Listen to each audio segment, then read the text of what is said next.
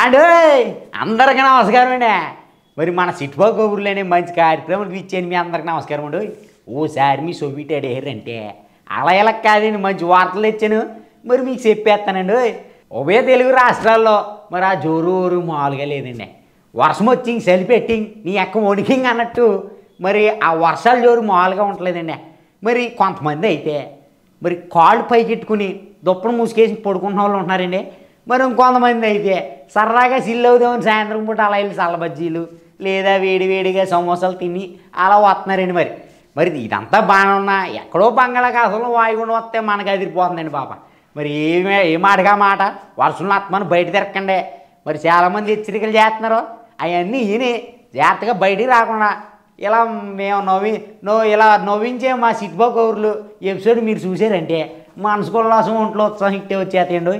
మరి అంతేకాదండి, మరి జనాలు ఏం చెప్పారు, ఆ పోలీసులు ఏం చెప్తున్నారు, అసలు హెచ్చరికలు ఏం చేస్తున్నారు ఒకసారి ఈ వీడియో చూసండి. తెలుగు రాష్ట్రాల్లో హోరు జోరు మామూలుగా లేదండి. వర్షాలతో మొత్తం వణికిపోతున్నారండి జనాలు. మరి చాలామంది ఈ టైంలో ఎంజాయ్ చేస్తున్నారు. చాలామంది ఏమో ఆ దుప్పటి మూసికేసి పడుకుంటున్నారండి. ఎక్కడో బంగాళాఖాతంలో వాయుగుండం వచ్చిందని చెప్పి రాష్ట్రం మీద అయితే మరి తెలుగు రాష్ట్రాలు రెండింటి మీద ప్రభావం చూపుతుందండి.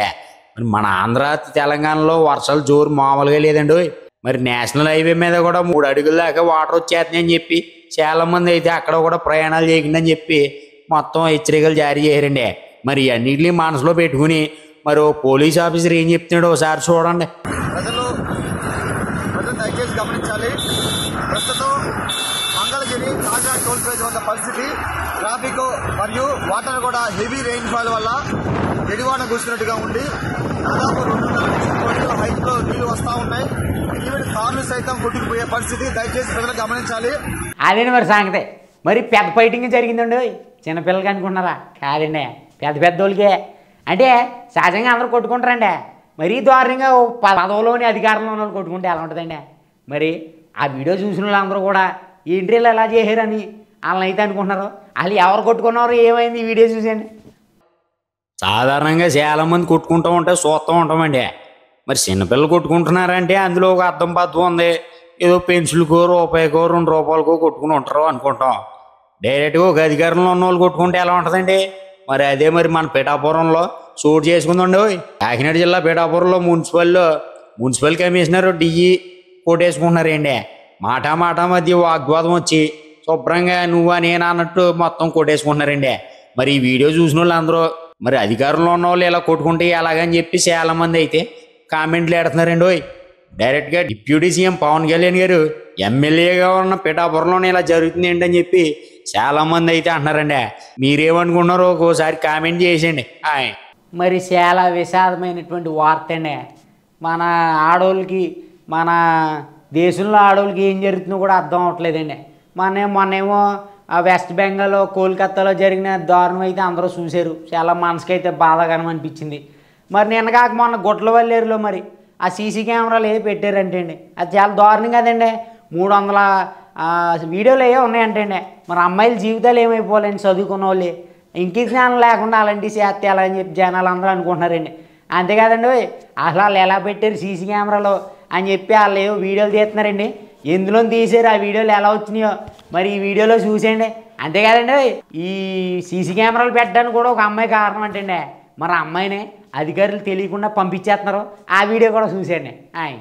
చాలా విషాదకరమైన విషయాలన్నీ మన ఆంధ్రప్రదేశ్లో జరుగుతున్నాయండి. ఈ మధ్యకాలంలో ఆడవాళ్ళకి అసలు రక్షణ ఉండలేదండి బాబా. పైగా మన వెస్ట్ బెంగాల్లో జరిగినట్టు కోల్కతాలో ఆ ట్రైనీ డాక్టర్ విషయంలో కూడా ఒక ఆడమ్మాయి ఉందండి. మరి అలాగే గుడివాడలో జరిగిన గుట్లవల్లేరులో కూడా ఒక ఆడమ్మాయి ఉందండి. ఇంజనీరింగ్ కాలేజీలో ఉమెన్స్ బాత్రూంలో స్పై కెమెరాలు పెట్టారండి. అలాగే 300 వీడియోలు కూడా బయటకు వచ్చినాయని చెప్తున్నానండి.